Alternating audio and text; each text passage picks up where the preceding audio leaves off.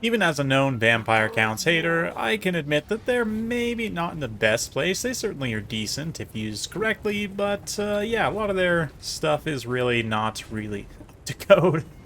Especially something like the Terror Goose, just really kind of behind the times in terms of weapon strength, less than 500, almost less than 400, with 35 bonus versus large and decent stats, at least with the Strigoi Vampire Lord mounted on it. He's got a little bit of a strange kit in terms of spells, but let's see what he's bringing. Of course, the Death Shriek here. He's got Opal Amulet, extra armor piercing damage from the Claws of Morcane.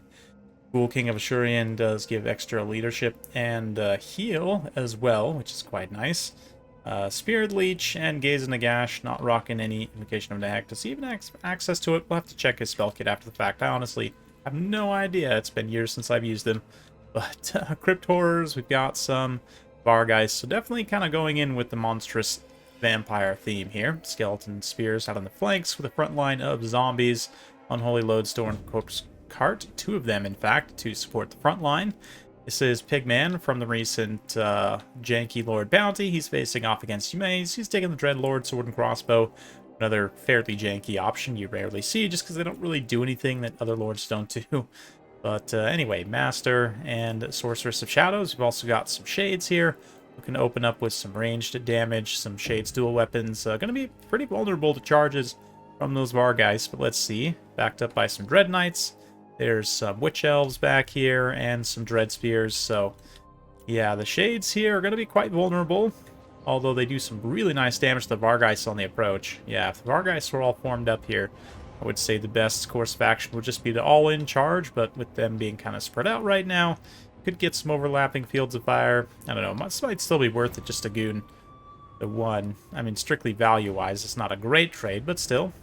See, Strigoi, Enfeebling Foe, gonna move away. As soon as that drops, though, he pops Ghoul King of Ushoran, rather, in the Claws of Morcane, but chooses not to engage for the time being. Yeah, the monsters of vampire counts, like the Terror Goose, is just one of the worst. You could barely consider it a dragon-type unit, to be honest. Just really doesn't do very much when you take it. Let's see, Gaze and Nagash there. It's going to do a little bit of damage, considering how much Winds of Magic you spend for it. It's not the best. It's actually much better shooting at infantry units now. Of course, the spread shot of most units is much better. But, yeah, other issues for the vampire counts. Another single entity that exists is the Black Coach, which I'm not saying it should be as powerful as other, single entity war machines, but should be in a similar, it's a similar cost, right, to something like the Demon Train. So I don't think it should be as strong. It definitely needs to be stronger than it is right now. It's pretty useless. So those are 2 pretty important single entities. Of course, you've also got stuff like the Mortis Engine, which once was great, these days just gets a little bit outclassed. I don't really know if the Mortis Engine necessarily needs buffs. Maybe you could do with a little bit of an HP buff, but you just compare it to something like the Landship, right, which achieves a very similar result while just doing everything much better. It's a pretty sad day for the Mortis Engine, but we see, yeah, Witch Elves move in. They're going to get a nice engagement, just mopping up some chaff. Yeah, they'll be blending through hundreds of skeletons. The Crypt Horrors will be a little bit meatier of an opponent for them to fight. Hear the screeching of the Witch Elves as they fight it out here. To be honest, the Witch Elves have good enough DPS that they'll trade okay into the Crypt Horrors. Not going to be the worst trade in the world. But, yeah, all 3 Dark Elf single entities kind of pulling back here.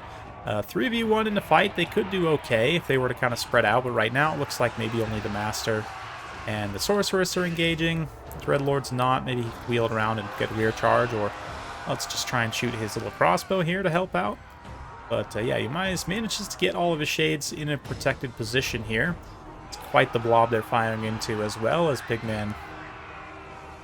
Got his Vargeist and Crypt Horrors and everything else just pushing forward here, trying to continue pressuring those Shades. And of course, the flying Vargeist will be able to quite effectively, but still getting a little bit caught up on those Dread Spears, not able to fully just bypass.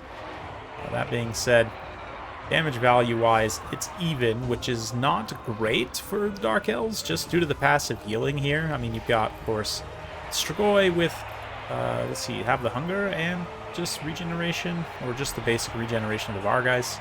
Of course, all the, the Terragoose, the Vargeists have hunger, and the Cryptors also have standard regeneration, so there's just a lot of healing being done passively here. Of course, the Unholy Lodestone stacked on top of it, so Big Man definitely playing into the strengths here of Vampire Counts, taking lots of passive healing effects, yeah. With the Dreadlord about to be caught there by the Strigoi, and Shades are able to fire somewhat here, but yeah, Yumei is just sensing that he does not have enough left to win this. You know, his forces are all kind of spread out, and it's understandable at this point he would want to throw in the towel. But yeah, interesting stuff for sure. Vampire Counts, like I said, could use some minor buffs to some specific single entities, but just overall game, while maybe ended a little bit prematurely. I mean, obviously, land battles with Caps games can go on maybe a little bit too long, so I do appreciate Yumei's just understanding. You know, one of the mod makers probably understands, but a lot of people, like, not really a lot of hope coming back from this. Why prolong it? But, yeah, just the passive healing in that monstrous presence. Definitely needed some, like, Hilly Halberds, or, yeah, the Dread Knights weren't enough. Maybe would have been better to just have wider, you know, cheaper cavalry with the regular Cold One Knights, so they're not a lot cheaper. But the Witch Elves managed to get impressive kill numbers. Maybe not the best value in the world, but interesting stuff. Yeah, the Dreadlord just really does so little for you here. The Master did quite a bit, but the Sorceress of Shadows also, you know, argument to be made there. Maybe take fire instead, but Big Man was just able to apply some good pressure here.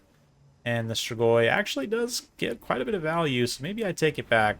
Well, maybe I should caveat what I'm saying. The regular Terragoose is still pretty terrible, and I would pretty much never advise taking it. That said, the Strigoi do have some abilities to make it a little better. Okay, so that was not the regular Strigoi Ghoul King. That is, in fact, the Bloodline Lord, who is, what is he under? This one here? Yeah, so Spirit Leech, he does have access to Invocation, which I would probably just take these two and not really worry about. Gaze Nagash does have this summon here, which of course can summon Crypt Ghouls or Horrors. Not wildly useful for the Winds of Magic that it costs. I guess 9 Winds of Magic is not too much, especially to try and shut down, you know, like a ranged unit in certain matchups.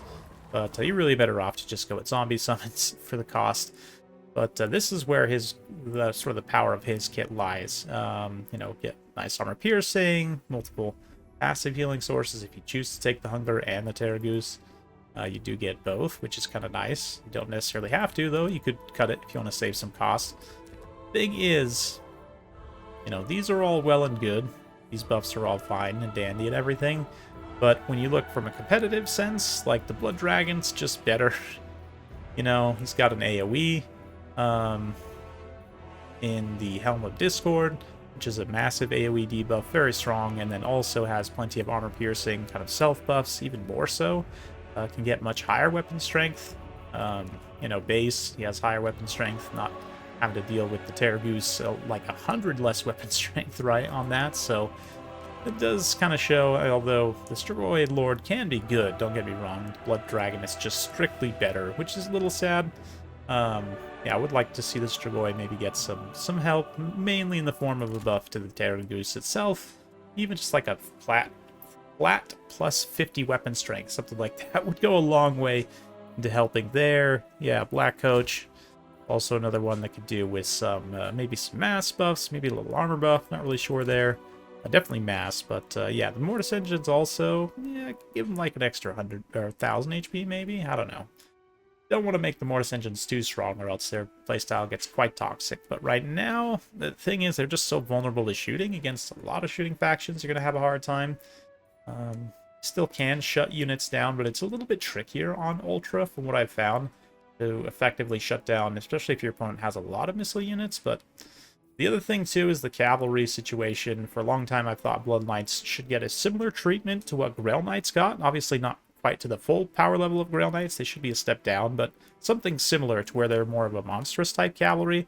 Don't necessarily think Creative Assembly has resources to pull off something like that right now. I don't think it's in the cards, but we can certainly hope. That would definitely give them something with a little more punch, because Blood Knights, well, they're good in certain matchups. They do lack AP, which kind of puts them behind in other situations. Their other cavalry's okay. Could maybe do us some very minor buffs here as well, just to help that part of their roster out. But yeah, the monsters definitely pretty decent, or the monstrous infantry, I should say. Vargulf's also just okay.